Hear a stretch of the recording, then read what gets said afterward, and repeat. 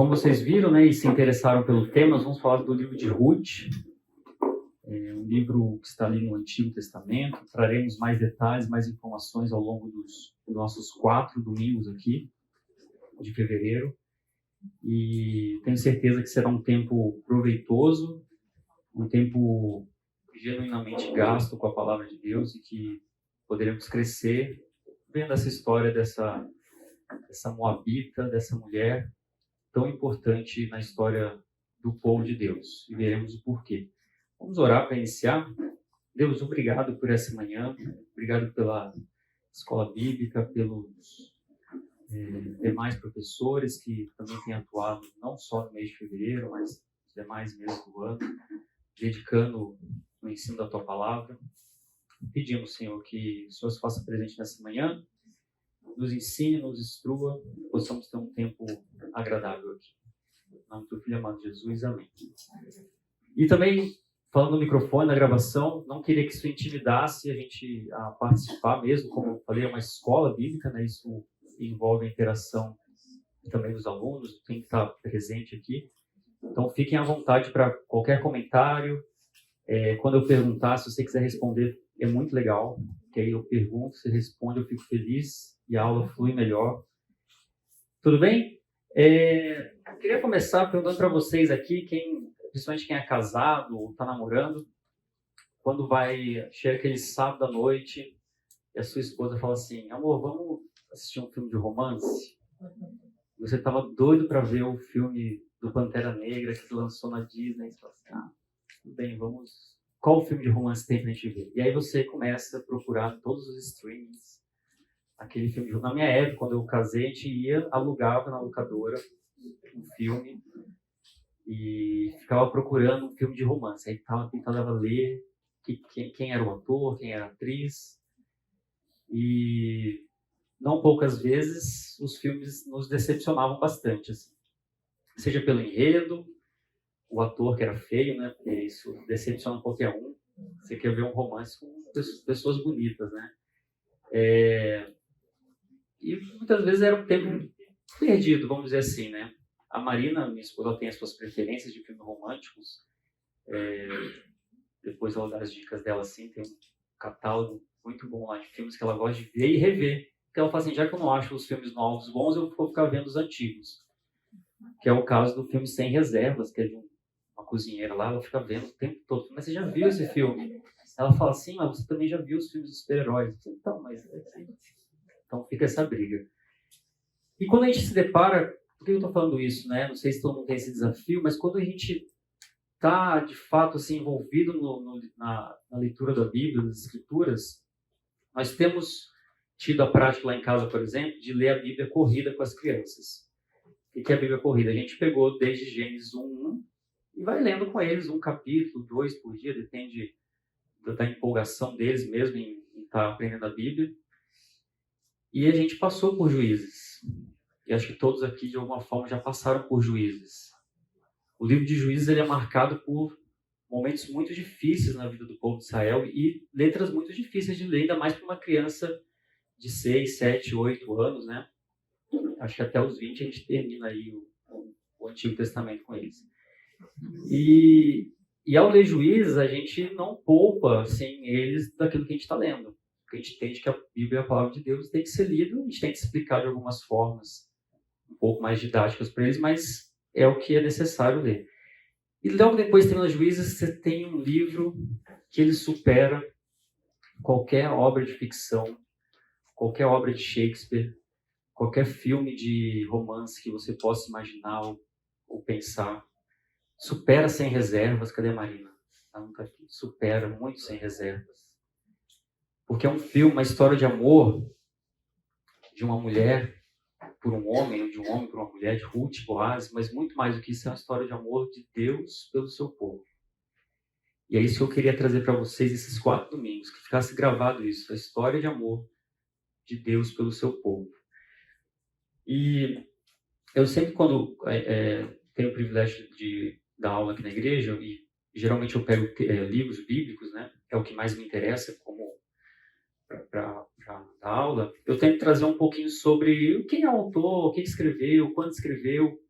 Eu talvez vá gastar menos tempo aqui do que até eu gostaria, porque você pega livros como do Robert Schilson, ele gasta quase a introdução inteira, aqui umas 40 páginas, falando sobre quem escreveu, como foi. Todos esses detalhes são importantes para a nossa história. Mas o fato é que os autores concordam que a autoria ela é desconhecida. Alguns apontam especialmente para Samuel, como o autor desse breve relato aqui, dessa história. Isso nos exigiria, né, que a gente levasse que esse escrito tenha sido feito, tenha sido composto durante os anos que Davi viveu como fugitivo. Então, um pouco ali nesse período. Bruno, eu já li em outros lugares que foi depois, sem problemas. Essa é uma perspectiva de cada autor. Eu gosto muito do que o Schilson fala. Alguns falam que talvez Natan tenha escrito, outros falam em Salomão. Salomão talvez seja o menos provável, porque no final, se você já leu o livro de Ruth, quando fala da genealogia de Ruth, não aparece o nome de Salomão. Poderia pressupor que ele, como escritor, talvez tivesse colocado o seu próprio nome ali na genealogia. O mais provável mesmo é que tenha sido alguém comissionado pela família real para registrar a soberana intervenção de Deus na constituição da árvore genealógica real.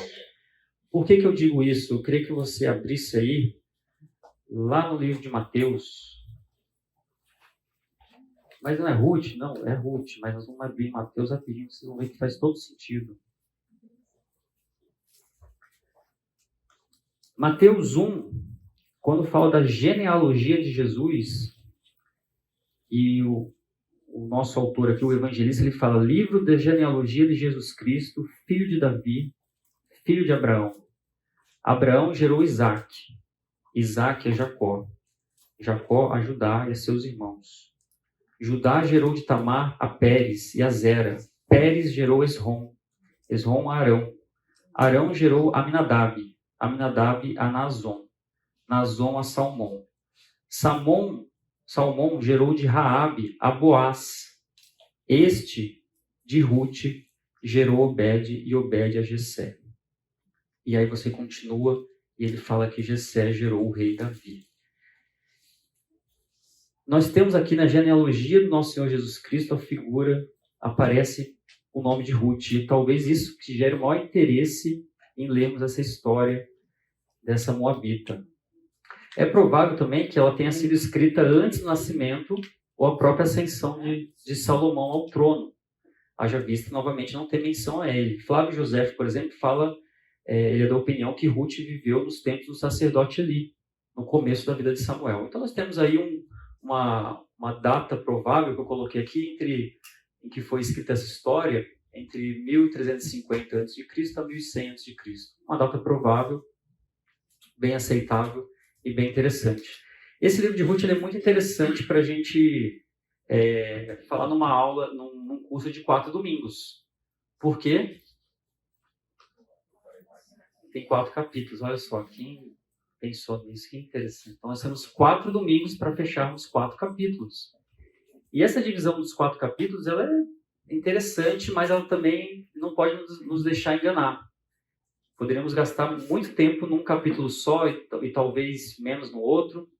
A verdade é que o livro de Ruth ele tem uma infinidade de preciosidades sobre as quais nós poderíamos tratar.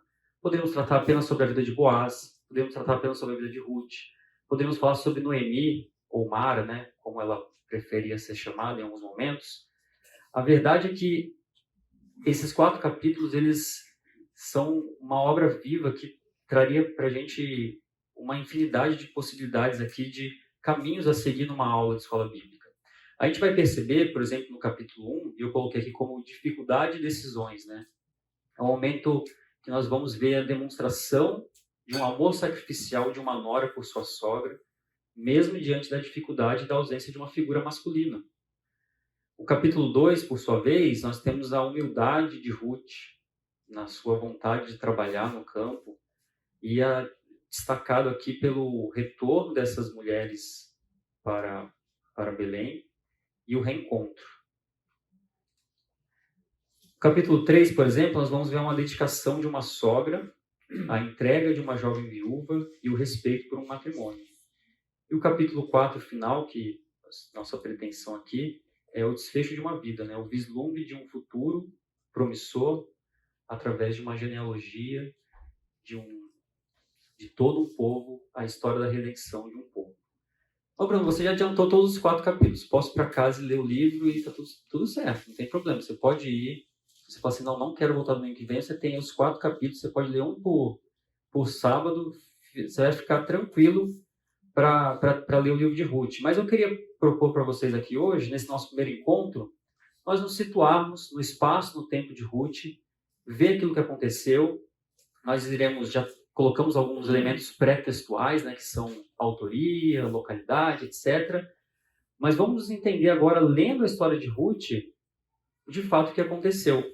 E aí, o privilégio de ter um livro tão curto é que a gente pode fazer algo que às vezes é muito raro dentro dos cursos de escola bíblica, pela quantidade, volume de informações que a gente tem. É ler o livro, o capítulo 1. Então eu convido vocês, eu vou ler aqui, vocês acompanhem na sua Bíblia, eu vou ler na versão revista atualizada, que de acordo com Lucas Fonseca não é a inspirada, mas eu discordo dele, estou brincando, é a revista atualizada. Você pode ler na NVI, vamos perceber que a temática não vai fugir muito. E lá diz assim, capítulo 1, versículo 1, nos dias que julgavam os juízes, houve fome na terra, e um homem de Belém de Judá saiu habitar na terra de Moabe, com a sua mulher e seus 2 filhos. Este homem se chamava Elimeleque, e sua mulher Noemi. Os filhos se chamavam Malom e Quilion, efrateus de Belém e de Judá. Vieram à terra de Moabe e ficaram ali. Morreu Elimeleque, marido de Noemi, e ficou ela com seus 2 filhos, os quais casaram com mulheres moabitas. Era o nome de uma Orfa e o nome da outra Ruth, e ficaram ali quase 10 anos. Morreram também ambos, Malom e Quilion, ficando assim a mulher desamparada de seus 2 filhos e seu marido. Então se dispôs ela com suas noras e voltou da terra de Moabe, porquanto nesta ouviu que o Senhor se lembrara do seu povo, dando-lhe pão.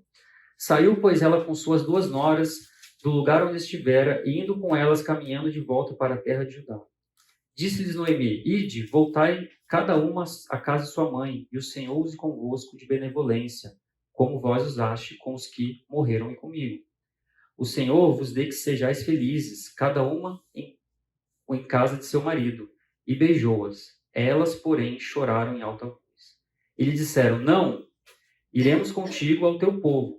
Porém Noemi disse, voltai, minhas filhas, por que ireis comigo? Tenho eu ainda no ventre filhos, para que vos sejam por maridos? Tornai, filhas minhas, ide-vos embora, porque sou velha demais para ter marido. Ainda quando eu dissesse, tenho esperança, ou ainda essa noite tivesse marido e houvesse filhos, esperá-lo-eis até que viesse a ser grandes? Abster-vos-eis de tomardes marido? Não, filhas minhas, porque por vossa causa a mim me amarga o ter o Senhor descarregado contra mim a sua mão. Então de novo choraram em alta voz. Orfa com um beijo se despediu de sua sogra. Porém Ruth se apegou a ela. Disse Noemi, eis que tua cunhada volta ao seu povo e aos seus deuses. Também tu volta após a tua cunhada. Disse, porém, Ruth, não me inste para que te deixe e me obrigues a não seguir-te, porque aonde quer que fores, irei eu, e onde quer que pousares, ali pousarei eu. O teu povo é o meu povo, o teu Deus é o meu Deus.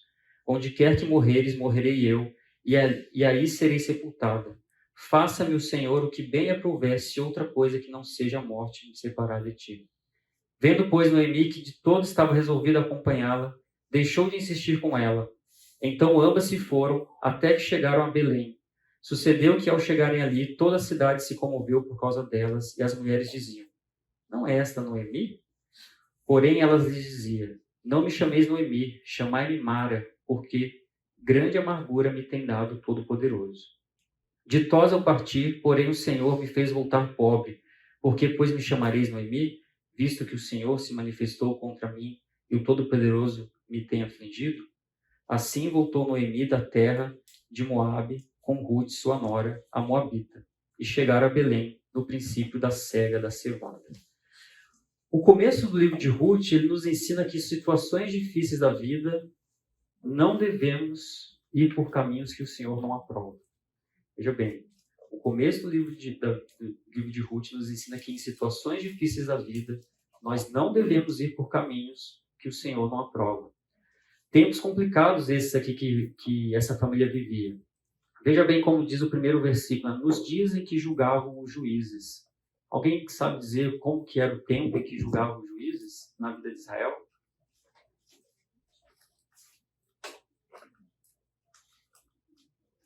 Vou chamar por nome aqui, Luiz Gonzaga. E aí, como que eram os tempos de juízes? Cada um agia conforme estava melhor. Cada um agia conforme lhe parecia. Olha só, se você está com o celular ou com a Bíblia, só volta um versículo antes. Juízes 21, 25. Naqueles dias não havia rei em Israel. Cada um fazia o que achava certo. Naqueles dias em que viveu Ruth, em que viveu Elimeleque, em que viveu Noemi, não havia rei em Israel e cada um fazia o que achava certo. Fato é que com a morte de Josué, personagem também das Escrituras, aqui tem o seu próprio livro, lá em Josué 2, de 6 a 10, o povo passou a pecar constantemente, conscientemente e de forma reiterada contra o Senhor. Veja bem, constantemente, conscientemente, de forma reiterada contra o Senhor. E lá fala assim, estamos apenas... Josué diz no seu livro assim, eu não sei para onde vocês vão, eu e minha casa serviremos ao Senhor. Mas esse povo, deliberadamente, resolveu não seguir o caminho do Senhor. O fato é que a impressão que me dá é que a gente está apenas a uma geração de desagradar a Deus. Parece que a próxima geração está sempre no limiar do perigo de não obedecer os caminhos do Senhor, apesar dos esforços da geração anterior em explicar, em mostrar qual a verdade do caminho de Deus. Tem um personagem também que a gente leu para as crianças em 2 Crônicas, que é o rei Josias. Rei novo, assim, bem menino, ele reinou em Israel. E existe uma coisa muito curiosa que eu falei para as crianças. Enquanto existia a figura do sacerdote Joiada, então Josias era o rei, Joiada era o sacerdote.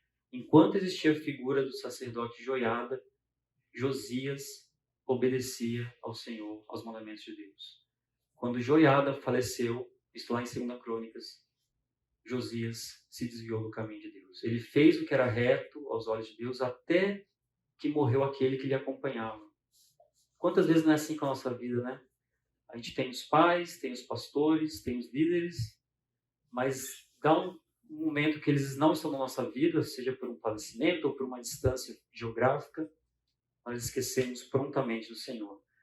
Nos dias em que julgavam os juízes, que tempos eram esses, né? Tempos difíceis, parecidos com os tempos de agora? Sim, né? Será que nós não somos o povo de Deus? Nós não somos Israel, no sentido do povo de Deus aqui? Mas parece que não há rei na terra. Cada um faz o que bem entende. Nós vemos isso, quer seja pelas redes sociais, pelo dia a dia, pela convivência com outras pessoas. Esses tempos de agora são muito parecidos com os tempos em que vivia a jovem moabita Ruth. São os dias de instabilidade, né? É época em que o povo de Deus, esse povo separado por Deus, provocava a ira de Deus com a idolatria. E reiteradamente era um ciclo vicioso. Juízes é um ciclo vicioso em que o povo se metia em encrenca, Deus levantava juízes para guiar o povo e o povo novamente se voltava para o pecado, colhia as consequências do pecado, todo o sofrimento. E é um terror. Então, se eu falei dos filmes de romance, quem gosta de filme de terror aí, pode ler o livro de Juízes. É um filme de terror. É história macabra atrás de história macabra, fruto, consequência do pecado do povo de Deus. A história de Ruth, ela parece um espelho nesse sentido para os dias atuais, né? Em meio ao mundo caído, as pessoas fazem cada vez mais o que lhes parece certo, esquecendo de Deus. No mundo caído, em que Ruth viveu e que nós vivemos, as pessoas cada vez mais optam em não seguir o caminho de Deus. Não, esse caminho é o mais difícil, eu vou decidir por minha conta e risco. Veja lá o que diz Deuteronômio 28, do 15 ao 18.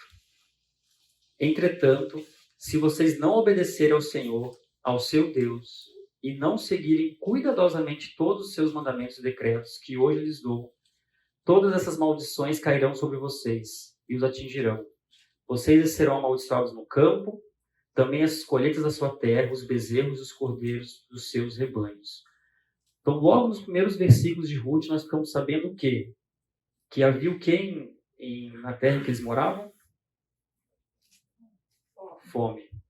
Havia fome na terra de Belém. Por que havia fome? Porque eles viviam no tempo de juízo, eles não obedeciam ao Senhor. A mão de Deus pesava sobre o povo de Israel. E aqui existe um conceito muito importante da aliança mosaica, né? Que a aliança mosaica ela é condicional. O povo vai desfrutar das bênçãos de Deus se atentamente ouvirem a voz de Deus. É isso que Deuteronômio traça todo, o Deuteronômio Levítico faz todo o tratado de um acordo entre Deus e o seu povo. Se vocês fizerem isso, vocês terão as bênçãos. Se vocês não fizerem isso, maldição cairá sobre vocês. E é isso que eles estavam vivendo. E a fome não era uma novidade para o povo de Deus. Lembra do Egito, em Gênesis 46? Os irmãos de José e José foram ao Egito buscar o quê? Comida. Tinha fome, o povo tinha fome. Não era uma novidade para esse povo. Povo sofrido. Mas os tempos de juízo era bem provável que era um cenário onde não era uma fome tão somente por um acaso. Deus pesava a sua mão sobre o povo. Veja só, em contrapartida aqui, né, em Levítico 26, 3 e 4, para a gente ver como que Deus cuidava do seu povo se eles guardassem os mandamentos. Se andares nos meus estatutos, guardares os meus mandamentos e os cumprires, então eu vos darei as vossas chuvas a seu tempo, e a terra dará a sua messe, e a árvore do campo o seu fruto. Obedeceu? A terra vai produzir, os gados vão engordar, o rebanho vai procriar. Não obedeceu? Fome e destruição. Então nós temos aqui a história de uma família.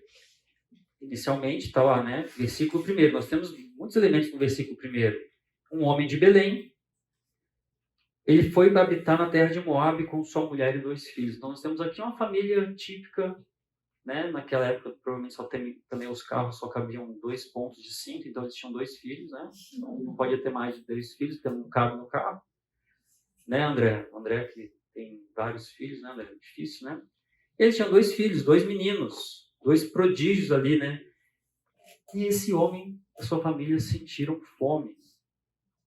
Nós temos que olhar para Elimeleque e ver um pai de família em que ele percebeu que faltou o pão na casa do pão. Por que casa do pão? Belém quer dizer casa do pão. Olha que interessante, como o autor de Ruth aqui, eu gosto da ideia de Samuel como autor, ele é bem detalhista nesse sentido, né? Faltou pão na casa do pão, faltou pão para aquela família. E eles se aventuram em sair de Belém, que fica a poucos quilômetros ali do sul de Jerusalém. O seu nome anterior, você pode ver lá em Gênesis 35, 19, que eles chamavam de Efrata. Por quê? Porque existem 2 Beléns na Bíblia, né? Uma, que é menos conhecida, ficava no território de Zebulon. E a mais conhecida é a Belém Efrata, né? Muitas vezes chamada exatamente de Belém Efrata. Veja lá o que diz Miqueias 5:12.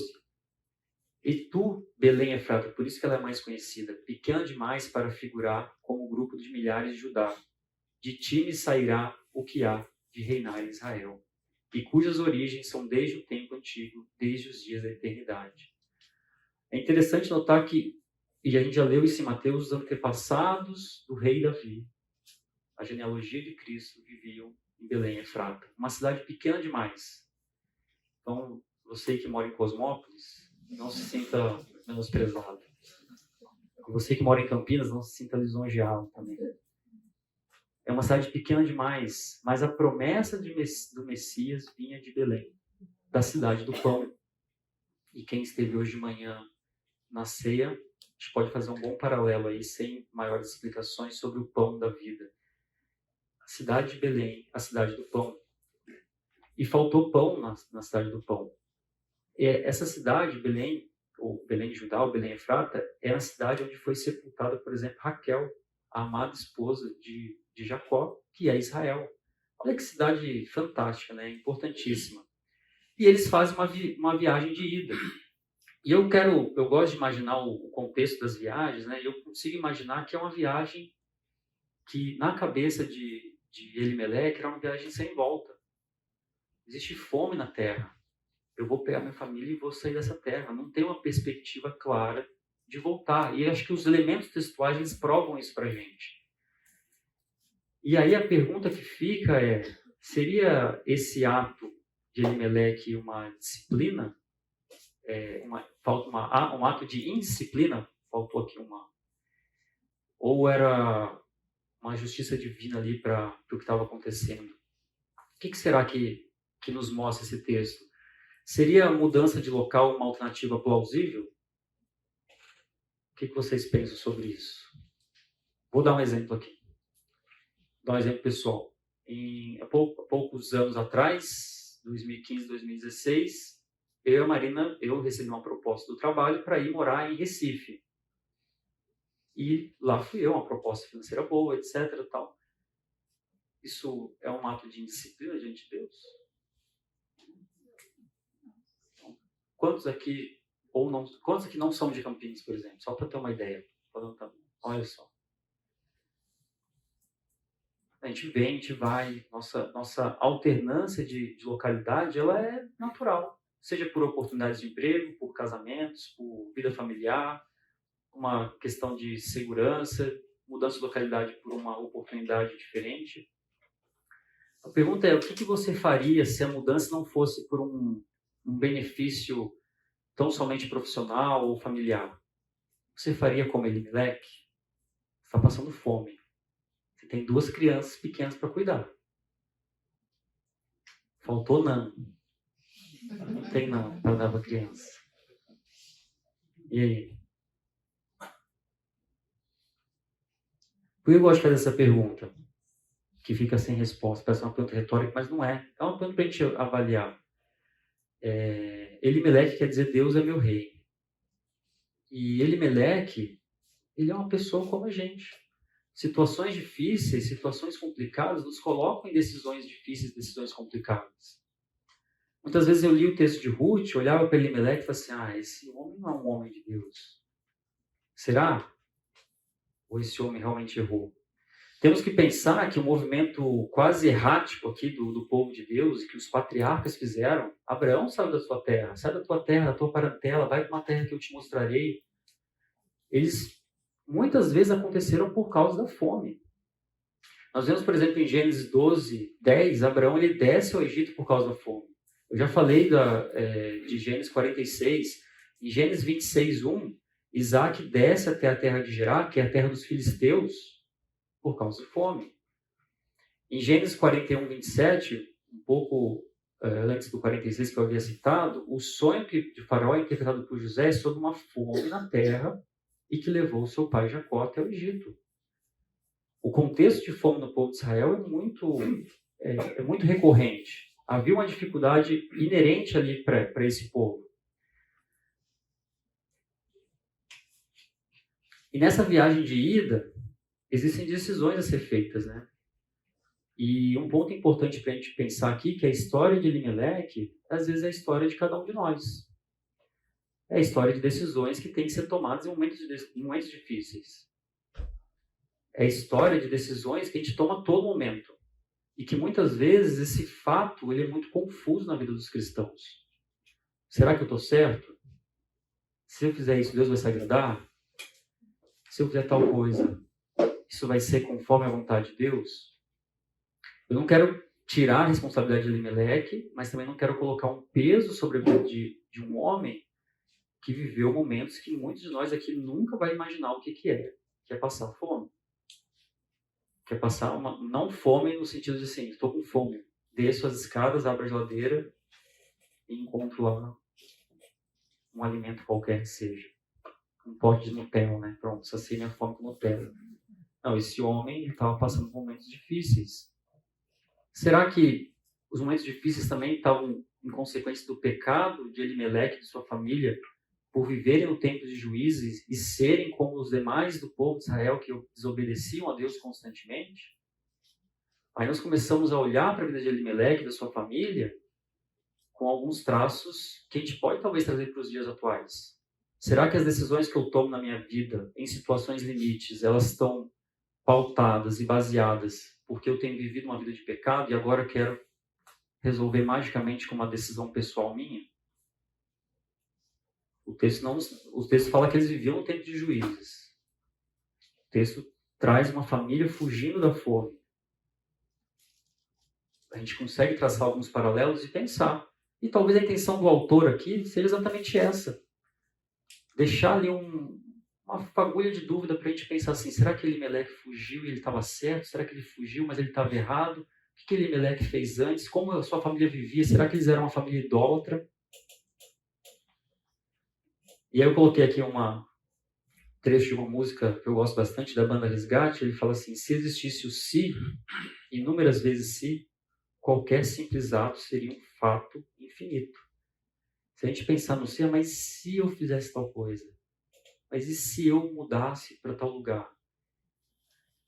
Essas dúvidas que vão voltando na cabeça são dúvidas inerentes a qualquer um de nós. A vida ela tem muito mais tonalidades de cinza do que de claro ou escuro, né?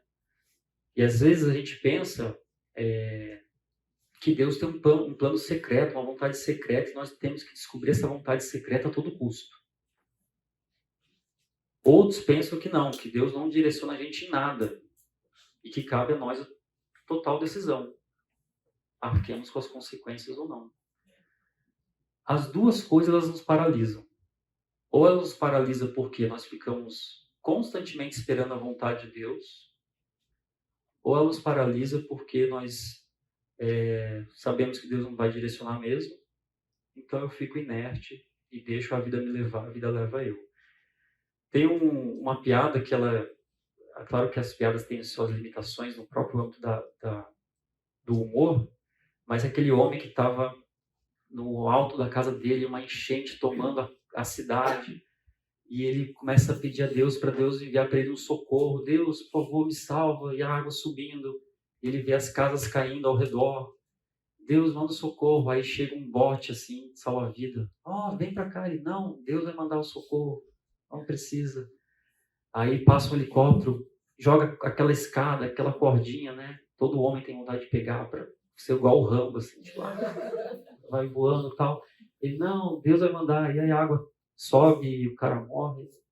O cara ficou esperando Deus mandar o socorro. Deus mandou o socorro. Mas não, ele fica ali naquela inércia, achando que a nossa vida tem que ser igual à vida dos homens da Bíblia, em que Deus aparece para você, está andando, Deus apareceu para mim num sonho. A Bíblia já está revelada, já existe padrões para sua tomada de decisão nas Escrituras. Então, qualquer que tenha sido a expectativa de Elimeleque em pensar que Deus tinha uma vontade secreta para ele, talvez ele pensasse que ele era como Abraão, eu vou sair da minha terra, da minha parentela e vou para um outro lugar. E não ache isso absurdo, viu? Já fui em diversas igrejas, uma vida pregressa aí, não posso contar muita história, em que as pessoas pregavam isso. Sai da tua terra, você vai ter as bênçãos de Abraão, Deus vai fazer de você uma grande nação onde você for. Aí vai você para Cosmópolis. Estou explicando com Cosmópolis. Aí você... E outros pensam que não. Eu já fui também em locais em que as pessoas veem a vida com Deus de uma forma inerte. Não, Deus não apita em nada na minha vida. As decisões quem toma sou eu. E nós temos nossas mãos, e talvez Elimeleque não tivesse nem parte disso aqui para tomar decisões sábias do que fazer em situações difíceis, em situações limites. E aí fica a pergunta para você pensar no domingo, na hora que você estiver almoçando seu frango com macarrão, será que Elimeleque pecou ou não pecou? O pastor Emílio Garofalo, não sei como é que quem for professor de português fala se tem acento ou não tem. Ele escreveu esse livro aqui, As Boas Novas em Ruth, Redenção no Campo do Senhor, e ele entende um pouquinho diferente do Robert. E ele cita bastante o robertismo, né? Então é interessante, isso é muito comum na academia, né? Você dialoga com os autores e tira suas próprias conclusões. muito interessante ouvir os dois lados. O Emílio ele fala assim, o coração de Elimeleque é exposto na falta de confiança do Senhor. Situações limite têm o poder de nos mostrar a realidade sobre o que está no nosso coração. Isso os dois concordam. Eles discordam se Elimeleque pecou ou não. E quem sou eu para discordar de qualquer um dos dois aqui? Os dois estão certos, os dois.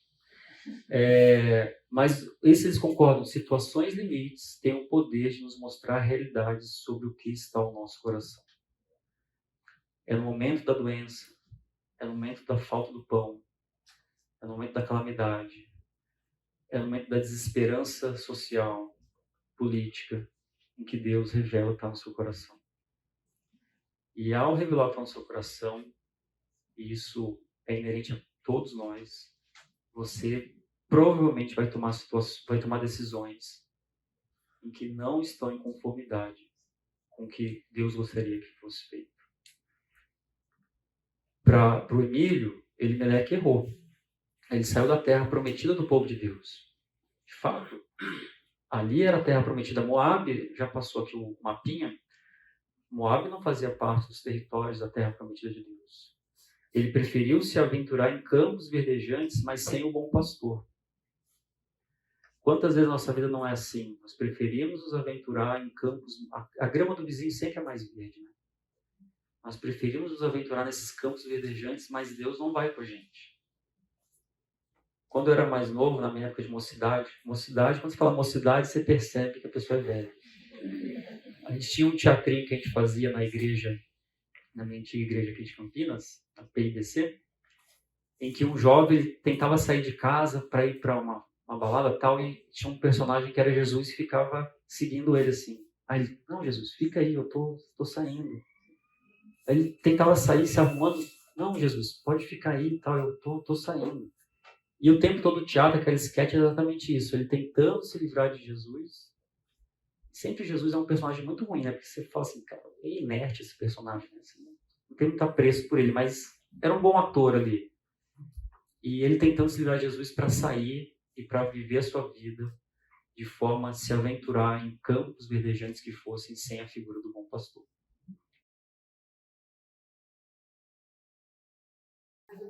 Bom, só para até fazer um pós-lude aqui do término do primeiro período, veja bem que eu dei um exemplo até da minha vida pessoal, da gente ter mudado para Recife, passar um tempo em BH, depois volta para Campinas, etc. O Emílio ele faz um destaque no livro dele bem interessante, né? E veja bem, assim, não se trata a história de Elimeleque, não se trata de eu ou você irmos estudar ou trabalhar fora do país, por exemplo.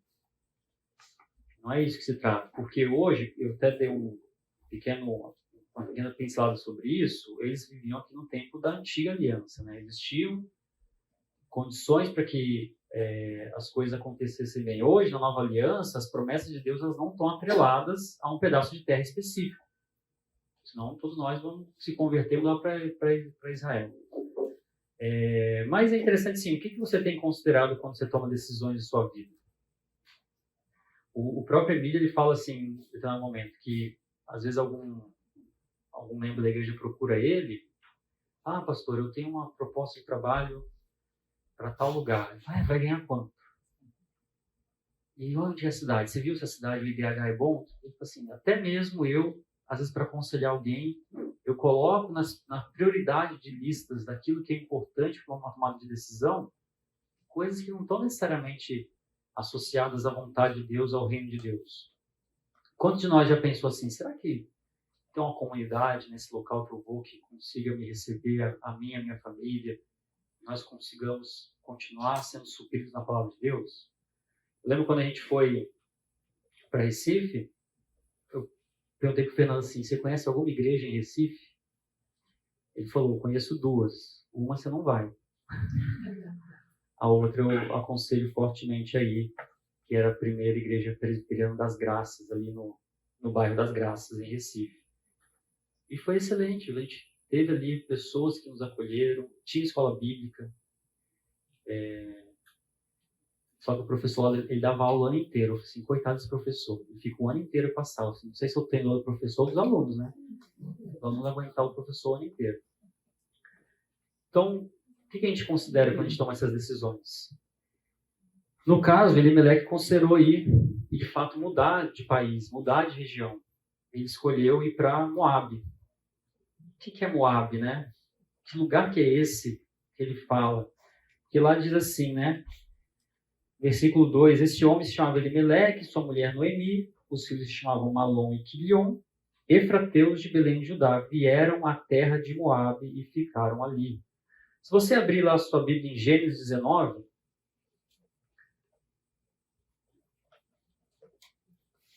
Gênesis 19, 17, lá diz assim, havendo-os levado para fora,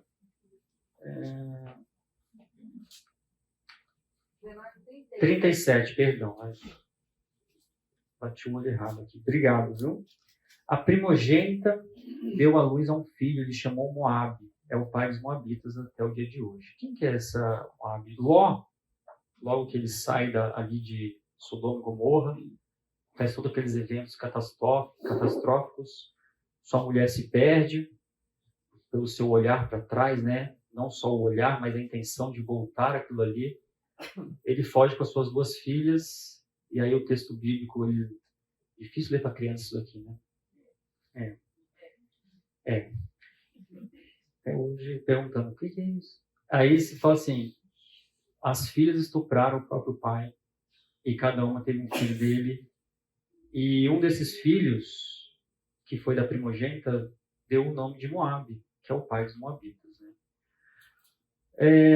Parecia ser bem comum sair de Belém para mudar para outros lugares. Talvez não só Elimeleque pode ser representar uma das inúmeras famílias que se aventuraram a fugir da fome, né? Então outras famílias podem ter feito essa decisão. Novamente, famílias normais, como a minha e com a sua, né? Sair em busca de condições melhores de vida. Por exemplo, em Juízes 17:7, um pouquinho antes na história de Juízes mesmo, um levita de Belém, ele saiu de Belém e foi se estabelecer em Mica, que é uma outra cidade. As pessoas não estavam muito mais interessadas na terra prometida. Havia um desinteresse genuíno pelas coisas que Deus havia proporcionado. A região de Moabe ali era conhecida como uma região a leste do Mar Morto, né? Uma região boa na atividade agrícola e pastoril. Opa, eu sei que lá a terra é boa, a terra é fértil, tem minhoca na terra, eu vou para lá. Outros textos aí que nos fazem lembrar de Moabe, né? Quem pode abrir para mim Números 25, de 1 a 3? Se puder ler, por favor.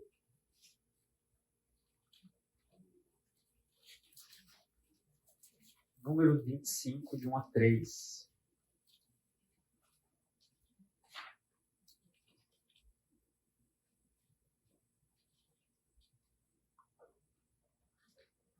Enquanto estava acampado em Sitim, os homens de Israel começaram a ter relações sexuais com as mulheres moabitas da região. Essas mulheres os convidaram para o sacrifício a seus deuses. E o povo participou da festa e adorou os deuses de Moabe. Olha que interessante. Estou destacando aqui esse segundo item, né? Práticas idólatras. O povo de Deus começou a praticar idolatria porque os homens, os filhos de Israel, se relacionavam sexualmente com as mulheres moabitas e essas os conduziam a práticas idólatras. Se você pega outro texto como Juízes 3, a partir do versículo 12, ele vai falar um pouco mais também sobre esses moabitas, né?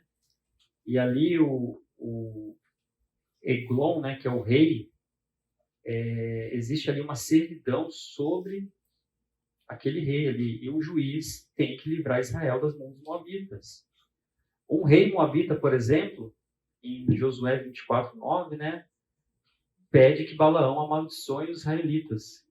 Que escolha que Elimeleque foi fazer, né? Ele escolheu ir para o lugar de caso pensado em que havia ali prática de idolatria, havia uma ruptura entre 2 povos que não se davam bem. E ele escolheu esse lugar para ir. Lá em Deuteronômio 23, 2 e 3, fala assim: nenhum bastardo entrará na Assembleia do Senhor, nem ainda a sua 10ª geração entrará nela. Nenhum amonita, ou moabita entrará na Assembleia do Senhor. Pesado, né? Essa era a relação do povo de Deus com Moabe. Uma relação marcada por desavenças, a ponto de, no próprio texto bíblico, na lei mosaica, ter uma menção clara: nenhum bastardo, nenhum amonita, nenhum moabita entraria na presença, na Assembleia do Senhor. Será que valia mesmo a pena ir para Moabe? Será que era o caminho certo para Elimeleque? E foi esse povo de Moabe que tanto afrontou a Deus. Esse povo que, por vezes e mais vezes, negava pão para quem buscava pão naquela casa. Eles saíram de lugar da casa do pão para buscar pão para um povo que negava pão. Eles iam se salvar no lugar onde não queriam o seu bem. É a mesma coisa, eu tentei fazer uma comparação aqui com a Argentina, mas é muito cruel, porque não é assim a relação. De verdade mesmo, não é. Não guarda uma correlação tão efetiva a gente comparar o povo brasileiro e morar na Argentina. Mas compara se um corintiano quiser fazer um acampamento perto do Allianz Parque em dia de jogo e esperar ser bem recebido. Allianz Parque, para quem não sabe, é o estádio do Palmeiras. Pensa nesse tipo de relação, pensa nas brigas que você já viu de torcida. Se realmente quer, como corintiano, ficar perto do estádio do Palmeiras em dia de jogo e falar: não, eu vou aqui e tal, eu vou ficar com a minha camisa do Corinthians, porque era isso que Elimeleque estava fazendo. Ele estava conduzindo a sua família para um lugar inóspito, perigoso, totalmente com perigos mil. E se os perigos não fossem tão somente de uma perseguição física, havia perigos reais de casamentos mistos, que eram contrários ao propósito de Deus. Mas isso pode ser que não aconteça. Os quais se casaram com mulheres moabitas, versículo 4. Aconteceu. Outro perigo, que aí novamente nós temos que nos situar aqui a terra, né? A promessa de Deus. Eles estavam longe do local de adoração e festas. Não havia uma expectativa que em Moabe se celebrasse a Páscoa, por exemplo. Não havia o templo para o sacrifício. A escolha de Elimeleque trouxe perigos para essa família. E os perigos que eu já mencionei aqui pelas recentes disputas, né? Lá em Deuteronômio 7, 3 e 4, se você quiser depois abrir, fala que Deus proibiu o casamento de julgo desigual do seu povo. Ao levar os seus filhos para essa outra terra, a chance disso aumentou exponencialmente. É claro que brasileiro sempre encontra brasileiro no Canadá, né? Tem brasileiro para tudo quanto é lugar. Mas a chance do seu filho casar com alguém da terra é muito maior. Se Elimeleque não sabia desse risco, ele no mínimo colocou a sua família em grande perigo. Naquele tempo, a adoração, como eu falei, estava ligada a um local sacerdotal. Não havia adoração a Yahvé em Moabe. Deus não era o Deus dos moabitas. O Senhor Deus não era o Deus deles. E nós, novamente, colocando aqui, o que nós levamos em consideração ao escolher um local para morar? Será que nós colocamos isso em pauta? Colocamos isso diante de Deus em oração? E aí eu estou contando toda essa história aqui, mas parece que eu não apresentei direito os personagens, né? Eu falo de Elimeleque, falo de Ruth, falo de fulano, ciclano, beltrano. Queria apresentar os personagens da nossa história aqui, nossos heróis. Se não, vejamos, nós temos Elimeleque, Noemi, uma família típica judia. Novamente, Elimeleque, o significado da palavra é Deus é meu rei. Temos Noemi, que quer dizer agradável. E eu acho que isso diz muito a respeito de Noemi. Afinal, quem é sogra aqui, né? Imagina só, as noras gostavam da sogra. Olha que impressionante isso, né? Então, Noemi devia ser uma pessoa muito agradável mesmo. E nós temos os filhos, né? Quilion e Malom. E a natureza dessas palavras, desses nomes, são bem difíceis de encontrar, mas pode ser que signifiquem fraqueza e falho. E talvez não uma fraqueza e uma falha de caráter, mas uma fraqueza e falha física mesmo. Por isso que tão repentinamente eles morreram, né? nós temos aqui Orfa e Ruth. Orfa não tem um significado muito claro do que significa essa palavra. E nós temos a Ruth, que quer dizer amizade, companheirismo. E aí o trecho nos mostra, né, que no versículo 3 morreu Elimeleque e morreu também, no versículo 5, Malom e Quilion. Então esses homens se casaram com mulheres moabitas. Primeiro morre Elimeleque, deixando Noemi viúva, e logo depois morre Quilion e Malom, deixando 3 viúvas. E eu queria que a gente só olhasse por esse aspecto, né? A gente lê, às vezes, são poucos versículos, e em poucos versículos você tem 3 mortes, né? Mas você tem 3 pessoas aqui que ficaram completamente abandonadas. E tem uma que a gente fala assim, mas Noemi é muito dura consigo mesma e muito melindrosa em chamar que ela é Mara, amargurada. Mas pensa bem, num curto espaço de tempo, talvez aqui em 10 anos, né? Porque fala no versículo 4 que eles ficaram ali de quase 10 anos. Ela não só ficou viúva, como perdeu seus 2 filhos. Então havia uma tristeza muito grande para essa mulher. Havia uma profunda tristeza, uma profunda amargura sobre ela, né? E aí começa, logo depois disso, em que elas percebem que ela ficou desamparada, versículo 5, sem os seus 2 filhos e seu marido, ela toma uma decisão. As decisões agora não são mais de Elimeleque. Elimeleque se foi. Os homens que poderiam assumir não estão mais ali para tomar decisões. A decisão agora é de Noemi. Ela que tem que tomar a decisão. Ela é a chefe de família. Ela é o arrimo da família. Que família? Ela e suas 2 noras. E elas fazem uma viagem de volta. Por quê? Porque a vida precisa continuar. Elas não podem ficar mais ali. Elas não têm condições, e a gente vai ver isso mais para frente, nas próximas aulas. Noemi não tinha condições de ir para o campo e prosperar como uma agricultora. O que pode ter acontecido para elas pensar em voltar? E aí no versículo 6 diz assim que se dispôs ela com suas noras e voltou da terra de Moabe, porquanto nesta ouviu que o Senhor se lembrara do seu povo, dando-lhe pão. Em que momento que Deus pode se lembrar do seu povo? No tempo de Juízes. Provavelmente um juiz se levantou. O texto de Ruth não fala qual juiz foi esse. Seria excelente porque a gente já encaixaria exatamente em qual momento da história isso aconteceu. Mas é provável que se Deus se lembrou do seu povo é porque Deus mandou um juiz. O juiz, dentro daquele ciclo vicioso de juízes, fez com que o povo se arrependesse e o povo passou novamente a prosperar. A benevolência de Deus voltou para os israelitas. Agora havia pão na casa do pão. E Noemi ficou sabendo disso.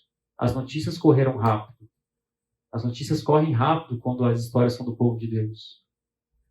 As pessoas ouvem a respeito do povo de Deus e falam, opa, Deus restaurou a condição da agricultura de Israel. E aí, essa providência divina, ela se encontra no caminho de 3 mulheres viúvas. E no versículo 8, ela fala assim para as suas noras, ide, voltai cada uma à casa de sua mãe, e o Senhor use convosco de benevolência, como vós usaste com os que morreram comigo. Noemi falou, vão, o Senhor vai ser leal com vocês, pode ir embora. E no sentido de ir embora, me dá a impressão aqui pela forma que o texto foi construído, e talvez seja a intenção do autor, me parece que elas estão naquele road movie, sabe? Aqueles filmes de estrada que eles estão caminhando, estão aprendendo, e Noemi fala assim, não, pode voltar. Volta para a casa da mãe de vocês. Vai ficar com a sua família. Lá vocês vão ser abençoadas. Deixa eu na minha amargura sozinha. Eu vou voltar sozinha para o meu povo. Noemi tinha essa clara percepção que aquelas mulheres não eram parte do povo de Deus. O versículo aqui ele pode causar um pouco de estranheza. Volte para a casa da sua mãe. Esse era o jeito da expressão bíblica para ligar assuntos pertinentes ao casamento. Alguém pode ler, por favor? 3 pessoas. Uma abre em Cantares 3:4. Outra pessoa abre em Cantares 8:2. E outra pessoa abre em Gênesis 24:28.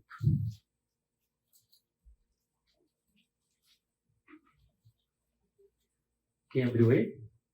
Cantares 3, 4.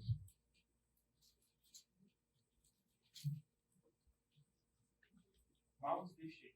Comprei logo o amado da minha alma. Agarrei-me a ele e não o deixarei ir embora. Até que eu fiz entrar em casa de minha mãe e na recâmara daquela que me concebeu. Muito bem. Cantares 8, 2.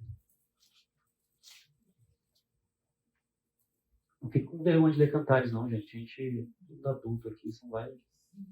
Repartirei o que viria na casa da minha mãe, e tu me ensinarias, e eu te daria a beber vinho aromático e mostras das minhas comandas. O texto de Cantares, ele traz essas duas expressões de casa da minha mãe como algo relacionado ao casamento. A proposta de Ruth aqui era: volta para a casa da mãe de vocês, porque lá vocês vão ter uma perspectiva de um casamento. Gênesis 24, 28, quem abriu? E a moça correu e contou da casa de sua mãe todas essas coisas. Sim, aí é o contexto Jacó, né? É isso? Sim. E ele encontra ali a sua amada e fala assim, ela correu para a casa de sua mãe. Nesse sentido também, da casa da mãe ser uma expressão que liga assuntos pertinentes ao casamento. Ou então, Noemi estava tão somente falando para elas assim, a responsabilidade de vocês, duas meninas, é com a mãe de vocês. Eu não sou, porque a sogra tem esse papel de mãe, né, da segunda mãe. Até no direito brasileiro, você pode se separar da sua esposa, viu? Mas a sogra continua sendo sua sogra.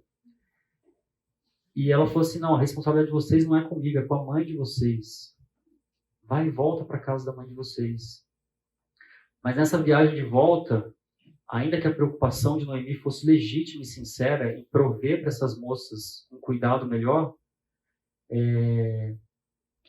porque ela sabia que ela tinha vivido uma vida longa com seu marido, com seus filhos. Mas aquelas mulheres precisariam também passar por isso e ter esses privilégios de ter um marido, de ter os filhos, de ter alguém que cuidasse delas. Ela queria que essas companheiras de viagem ali dela de tanto tempo, né? Talvez há 10 anos conhecendo aquelas moças, tivessem também a possibilidade de ter os seus próprios filhos.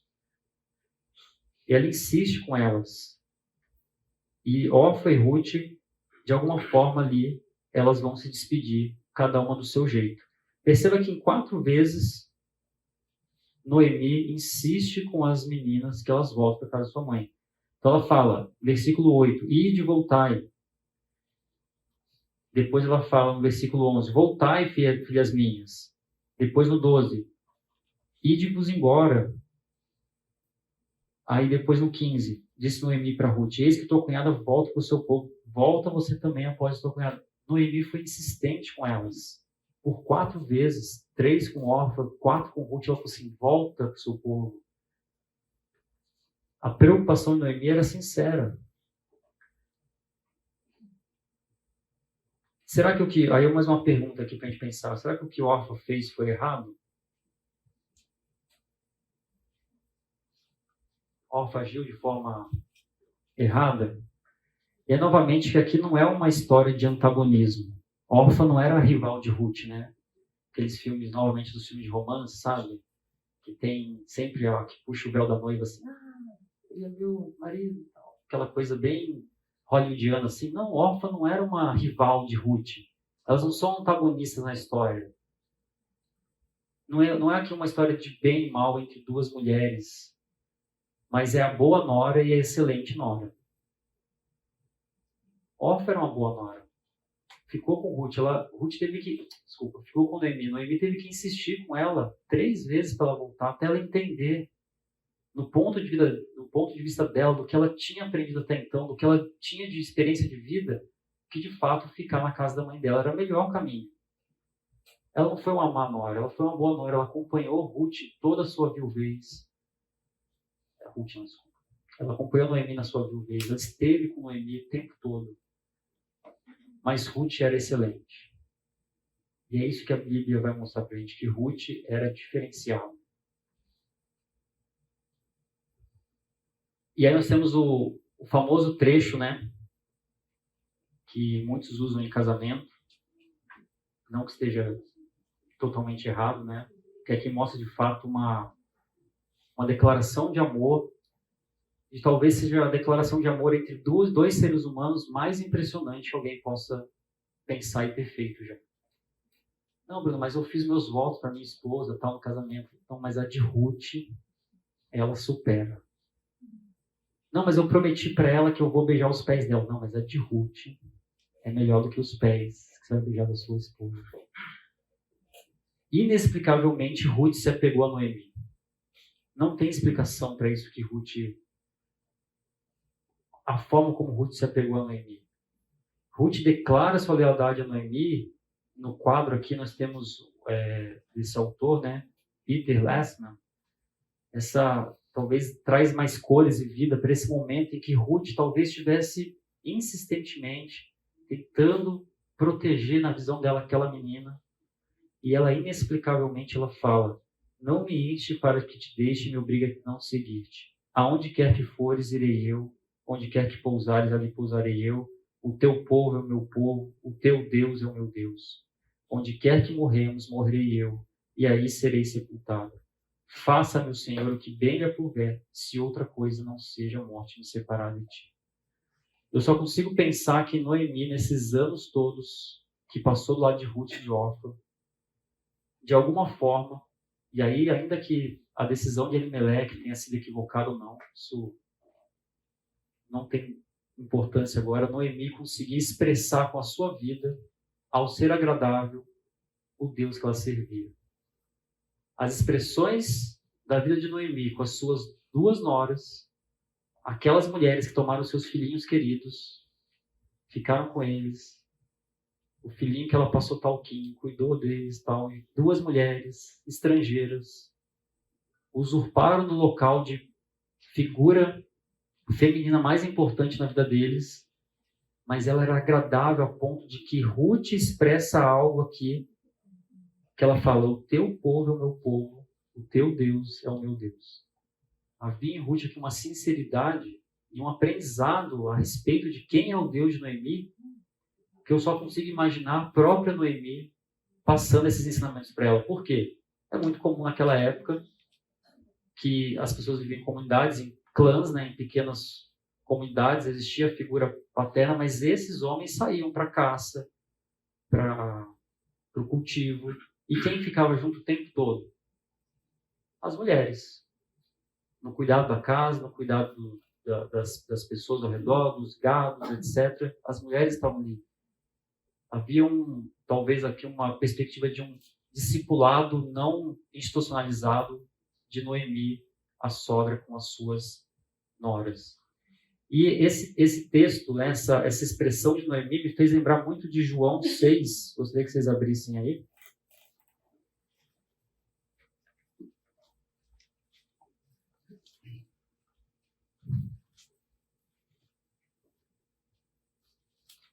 João 6, a partir do versículo 66, a gente poderia até voltar um pouquinho antes, né? Alguns discípulos eles ficam escandalizados com as palavras de Jesus, logo depois que ele fala que ele é o pão da vida, mas ele fala que é necessário que, e o Felipe leu isso hoje lá, né? Quem comer da minha carne, beber do meu sangue, tem a vida eterna, ressuscitarei no último dia. E alguns discípulos ficam escandalizados, né? E no versículo 60 ele fala assim: dura esse discurso, quem os pode ouvir? E aí Jesus falou: isso escandaliza vocês, e muitos se foram. E no 66 fala assim, João 6,66, à vista disso, muitos dos seus discípulos o abandonaram e já não andavam com ele. Então havia uma perspectiva que existia mais ou menos um número de 500 pessoas que se reuniam em torno de Jesus, e esses discípulos, muitos o abandonaram e já não andavam com ele. Então Jesus perguntou aos 12, que são os apóstolos: porventura quereis também vós outros retirar-vos? Vocês também querem ir embora? Respondeu Simão Pedro: Senhor, para quem iremos? Só tu tens as palavras de vida eterna. A impressão que dá é que Noemi teve a mesma percepção que Pedro teve aqui. Jesus não fala aqui para Pedro como ele falou quando ele pergunta: quem sou eu, né? Alguns falam que é o profeta, Elias, e Pedro fala: tu és o Cristo, o Filho do Deus vivo. E Jesus fala, bem-aventurado Simão Barjonas, porque não foi nem carne nem sangue que te revelou, mas foi o Espírito Santo de Deus. Ele não traz essa expressão para Pedro aqui, mas nós temos a plena percepção que Pedro, por si só, não poderia ter tido esse vislumbre de quem era Cristo a falar, só tu tens as palavras da vida eterna. Nós, por condições humanas, sozinhos, não conseguimos ter essa percepção clara de olhar para uma situação como essa e perceber a providência divina de Deus, a providência divina de Deus em nossas vidas. Ruth estava falando para Noemi assim, Noemi, para onde que eu vou? Eu vou voltar para casa da minha mãe? Eu vou voltar para minha terra, para minha parentela? O seu Deus é o meu Deus, o seu povo é o meu povo. É como se ela estivesse dizendo assim, é lá que tem as palavras da vida eterna, é para lá que eu quero ir. Eu quero isso que você tem, eu quero esse Deus que você tem.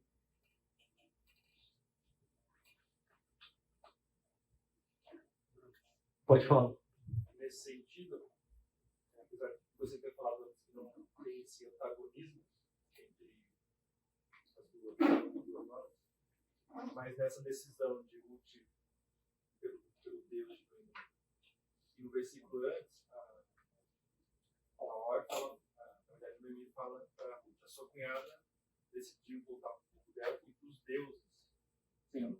Então tem uma certa oposição, né? Decisão por qual Deus sempre também. Não, legal. Realmente tem essa perspectiva. Eu só quis trazer o contexto de que Orfa não é a vilã maior da história, né? Não é a Orfa que é aquela bruxa má, né? Tipo, ela tá... A gente sempre, quando vai ver as histórias em quadrinhos das crianças, né? As revistinhas, a Orfa é até mais feia. Não sei se vocês percebem. Ruth é mais bonita, mas a Orfa é mais feinha e as crianças pintam ela de azul. Mas, de fato, ela volta para os seus deuses. É isso que ela sabia fazer. Ela não foi ensinada de outra forma. Talvez ela não tenha entendido como Ruth entendeu. Mas, de fato, ela volta para os seus deuses. Ela não segue a história de que Ruth decidiu escrever para a vida dela. Todo mundo escutou, né, o que o Lucas falou? Beleza? E o fato é que nada mais era como era antes, né? Versículo 18. Vendo, pois, Noemi que de todo estava resolvido a acompanhá-la, deixou de insistir com ela. Noemi falou assim, pode vir.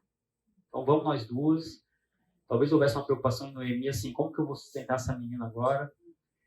O que vai acontecer? E sucedeu que chegaram ali, toda a cidade se comoveu por causa dela, e as mulheres diziam, não é essa Noemi? Essas mulheres aqui são as divas. Conhece diva? Departamento de Informação da Vida Alheia. Então as divas estavam lá e ficavam assim, chegou Noemi. Pensa bem, 10 anos se passaram. Mais de 10 anos talvez tenham se passado. E elas olham para Noemi e falam assim, não é essa Noemi? Não é essa que saiu daqui com a sua família? Novamente, quando eu fui para Recife, eu sempre corto o cabelo aqui no Cícero, aqui em Barão. Excelente cabeleireiro, aliás, né? Faz milagres. Mas eu voltei de Recife, e Recife eu tive muitos problemas profissionais, assim, não problemas, mas era muito difícil, saía muito tarde do trabalho e os cabelos brancos apareceram. Eu falo que foi a Marina, mas ela fala que foi o trabalho. E de fato apareceram os cabelos brancos. E passou-se 2 anos e eu voltei a cortar o cabelo com o Cícero. A primeira coisa quando eu sentei na cadeira, ele falou assim, quanto cabelo branco, hein? Eu falei, poxa, mas você lembra do cabelo? Eu disse, claro que eu lembro. Você corta aqui desde que você chegou da faculdade e tal. As pessoas reconhecem umas às outras, né? Ainda que as marcas fiquem, as marcas da vida, as pessoas se reconhecem. Aí eu falei, então, corta só os cabelos brancos aí, vamos seguir, né? E as pessoas olharam para a Noemi e falaram assim, essa não é Noemi? Elas não reconheceram Ruth. Ruth elas não conheciam, mas elas conheciam Noemi. E elas falaram assim, a cidade se comoveu por causa delas. Elas viram, aquela cidade, viu 2 mulheres desamparadas, sozinhas, talvez com uma mochilinha nas costas, andando, cansadas de uma viagem peregrina, com uma situação financeira e social destruída, 2 viúvas sem proteção qualquer dentro do contexto judaico.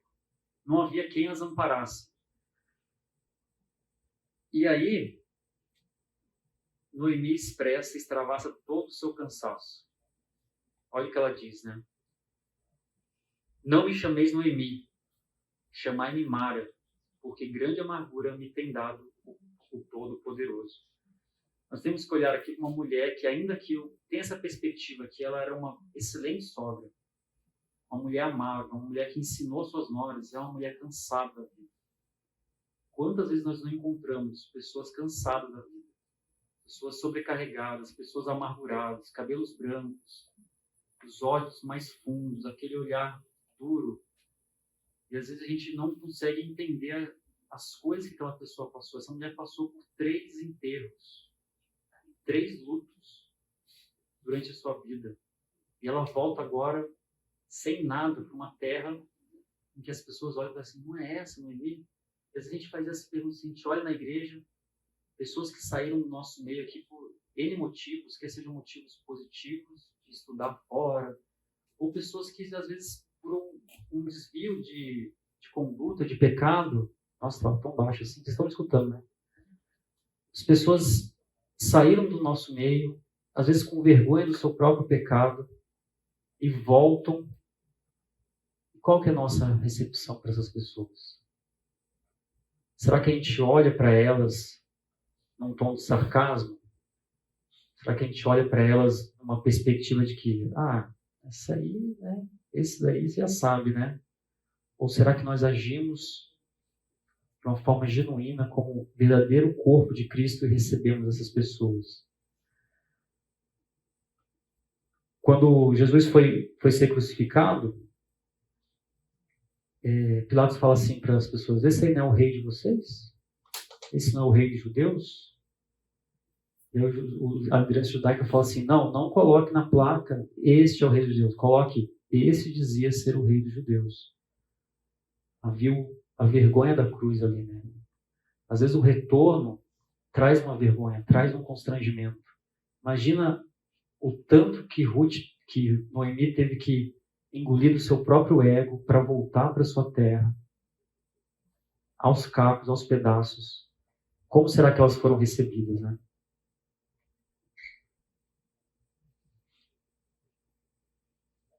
E a gente está chegando no fim do primeiro ato aqui, né? São 4 atos, né? São 4 capítulos, são 4 porções das escrituras que nós vamos tratar ao longo de fevereiro.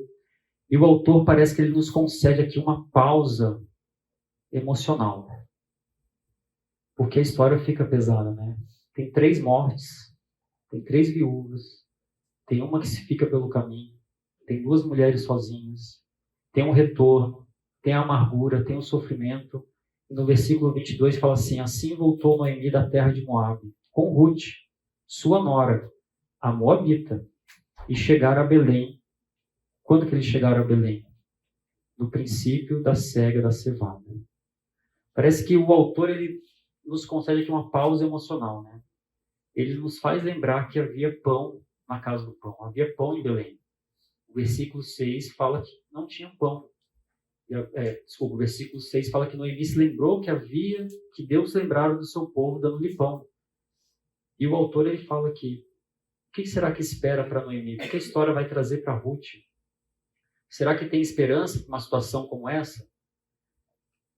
Será que essas 2 mulheres vão encontrar redenção? Será que as marcas vão ficar na vida delas? É aquela situação típica, situação estresse, situação limite, que tudo pode dar errado.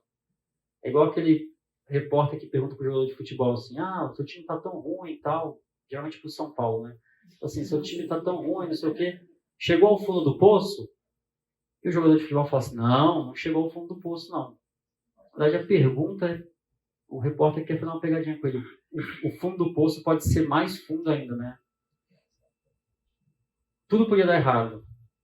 E o pior, às vezes, é Noemi saber que ela talvez tivesse alguma parcela de culpa nisso tudo, né? E esse encerramento de ato aí, né? Mostra o princípio da cega da cevada, nos prepara para o próximo ato, que é domingo que vem. Tudo bem? Vamos orar? Antes de orar, eu só queria avisar para vocês, aqueles que gostam da cadeirinha fofinha, infelizmente, ou felizmente, a próxima aula, domingo, vai ser na sala 6. A sala 6 é a primeira sala quando você chega com o carro. fica naquele lado lá. A perspectiva é que tem um espaço maior para a gente conversar lá. Tudo bem? Então, não faz vergonha pro Fábio, hein, gente? Senão o Fábio vai ficar constrangido, porque ele mudou de sala. Aí vocês vão fazer o Fábio passar vergonha? Tem que todo mundo estar lá para ficar cheia a sala. Tá bom? Vamos orar? Deus, obrigado por esse dia, pela tua palavra. Espero que tenha sido proveitosa para esses queridos irmãos, como tem sido para mim. Que possamos nos alicerçar durante esse mês de fevereiro no texto da tua palavra, nesse livro tão precioso que é o de Ruth. Espero que o Senhor dê uma boa semana para esses queridos irmãos. Que semana que vem nós possamos estar juntos. Será um prazer desfrutarmos da porção da tua palavra nesses domingos. Em nome do Filho amado Jesus. Amém.